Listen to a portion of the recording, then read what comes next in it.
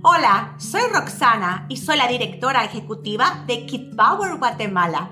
Les vengo a ofrecer nuestro programa Girl Power para jovencitas de 13 años en adelante, en el que aprenderán a hacerse cargo de su poder para estar seguras cuando salen a lugares públicos, cuando salen con sus amigas y también con amigos, cuando van a cualquier lugar y así también cuando usan las redes sociales.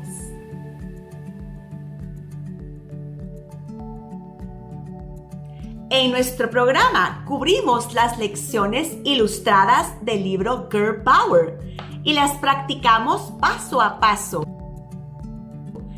para que nuestras estudiantes tengan la oportunidad no solo de aprender los conceptos y estrategias de seguridad con sus mentes, sino de experimentar realmente las habilidades de seguridad con sus cuerpos.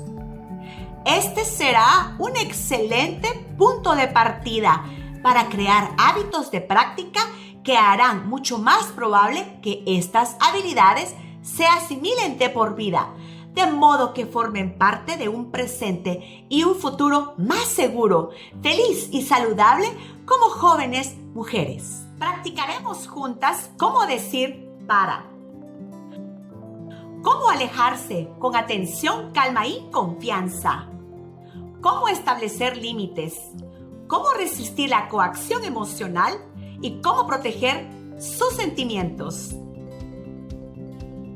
Juntas aprenderemos con 4 jovencitas que protagonizan el cómic Girl Power. Las acompañaremos en sus aventuras mientras crecen aprendiendo a cuidarse, a ser independientes y a construir relaciones sólidas y positivas.